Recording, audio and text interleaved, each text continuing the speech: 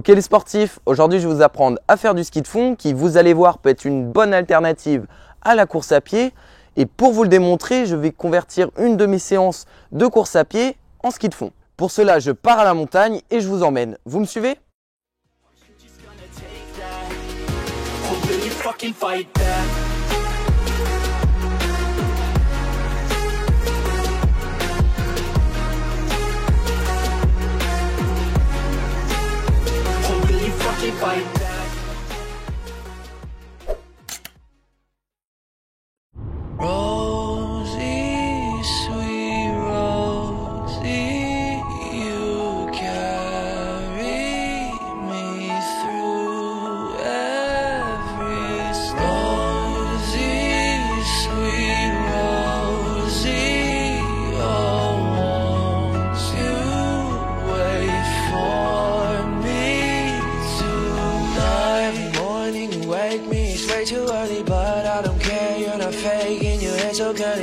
In my face, you're amazing. You swear too often, give me that look. Now I'm dead, put me in a coffin. Girl, you keep me up at night.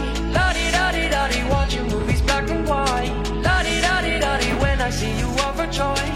I'm your Paris, you're my Helen, yeah, we safe in Troy. La-di-da-di-da-di, Rosie, sweet Rosie, you carry me through every Rosie, sweet Rosie, oh, won't you wait for me tonight?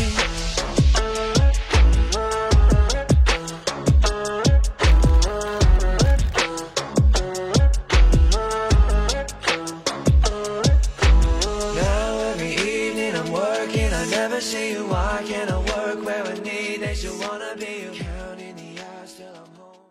Alors pour commencer, il faut savoir qu'il y a plusieurs types de ski de fond. Il y a premièrement la randonnée nordique qui ressemble un petit peu à la marche et qui peut être pratiquée hors des sentiers. Puis nous avons le ski alternatif qui a comme différence de se pratiquer dans des rails et ainsi de manière un peu plus rapide. Et pour finir, nous avons le skating, la discipline certainement la plus énergivore car elle se pratique grâce au pas de patineur, soit comme le roller et le patin à glace, quasiment tout le temps sur une jambe. Et aujourd'hui, je vais vous partager mes conseils afin de pratiquer cette discipline, soit le skating. Vous allez commencer par trouver un tronçon de piste plutôt plate, voire légèrement en descente. Et vous allez commencer par poser vos bâtons, car vous n'en avez pas besoin tout de suite. Essayez de faire le pas de patineur. Une fois que vous êtes à l'aise avec ce mouvement, vous pouvez vous emparer de vos bâtons afin de débuter l'apprentissage du deux temps.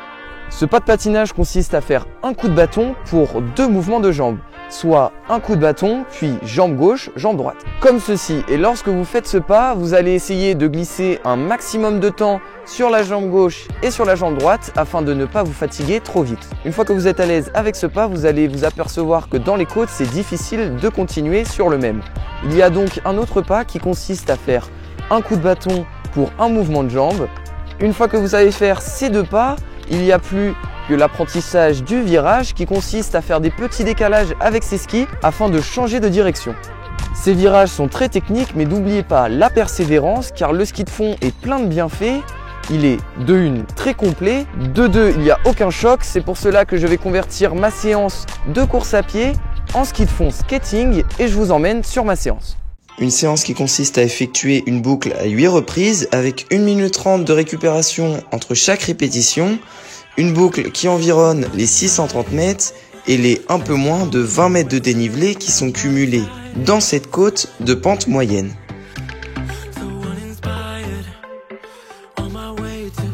« 630 mètres où il faudra être vigilant et lucide afin d'éviter une potentielle chute, notamment dans la descente ou encore dans ce virage technique. »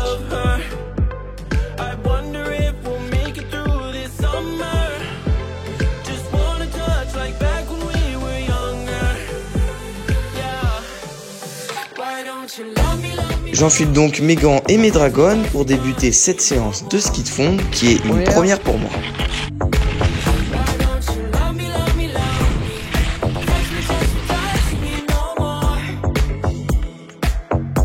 Je débute cette séance et essaie d'atteindre une vitesse soutenue afin de boucler ce tour au plus vite et ainsi faire monter mon cœur. Et j'attaque la première côte d'une longue série.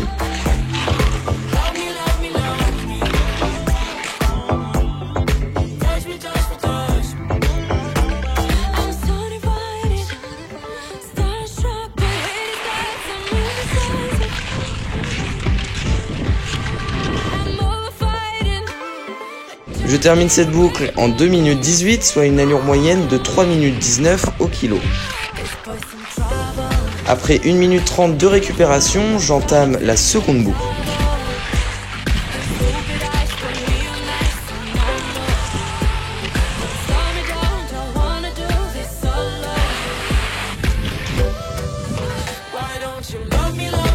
Et malheureusement sur cette seconde boucle, la pluie s'invite, mais ça ne m'empêche pas de continuer sur ma lancée et je la termine en 2 minutes 16,5.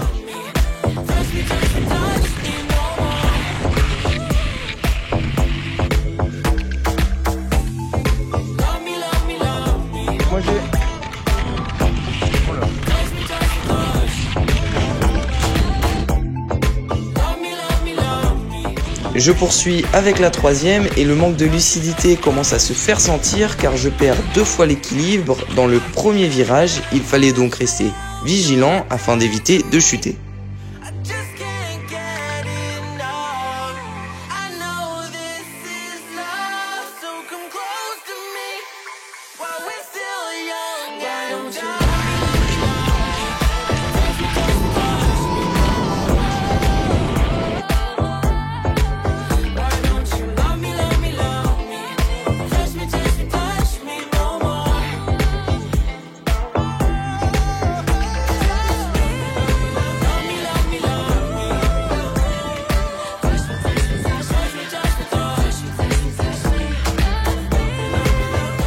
Une erreur qui m'a fait perdre quelques secondes, mais je me ressaisis et poursuis mon effort avec la 4e répétition que j'effectue en 2 minutes 15, qui se passe donc très bien, sauf...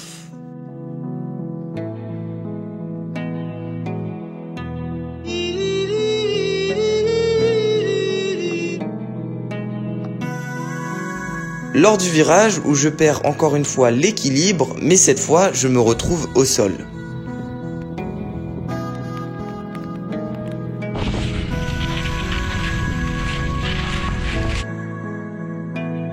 Je me relève donc et pars pour le 5e tour et nous pouvons apercevoir que la dameuse m'empêche de prendre un virage au plus court.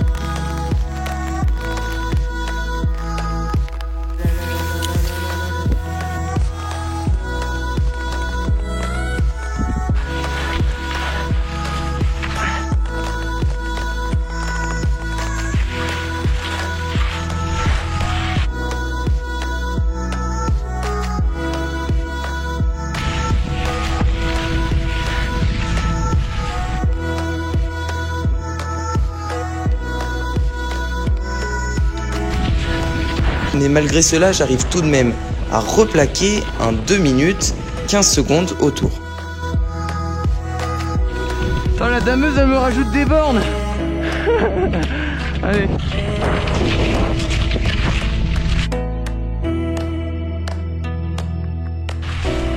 Sixième tour, le temps commence sérieusement à se gâter, la pluie et le vent commencent à être très forts, notamment à la dernière ligne droite où le vent de face était très important, ce qui n'avantage pas la progression.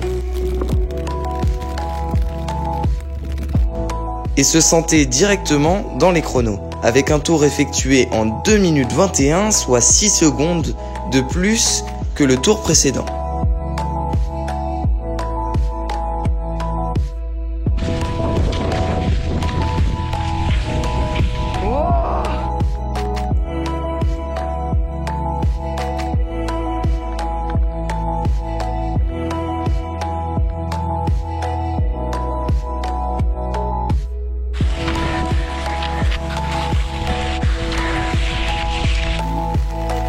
J'entame l'avant-dernière boucle en faisant très attention à ce virage qui ne paraît pas comme ça, mais il est très technique et avec le manque de lucidité, je pouvais vite me retrouver par terre.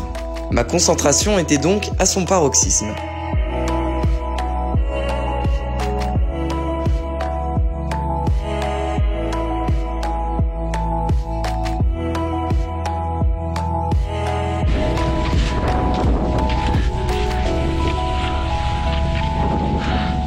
Je termine donc cette avant-dernière boucle en 2 minutes 16 et après 1 minute 30 de récup, je rattaque avec la dernière boucle de la séance.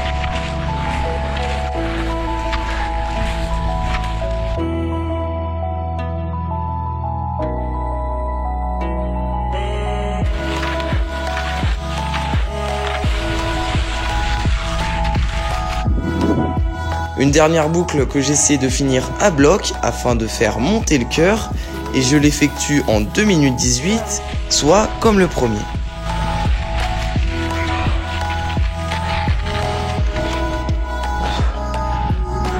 Bon, fin de séance. Je termine donc cette séance avec une moyenne autour de 2 minutes 17 secondes,5 et effectue avec l'échauffement et la récup 20 km de ski de fond en 2 heures, soit une allure plutôt cool. Voilà, j'espère que cette vidéo vous a donné envie de pratiquer le ski de fond et pourquoi pas même essayer de faire une séance. Et sur ce, je vous dis à bientôt.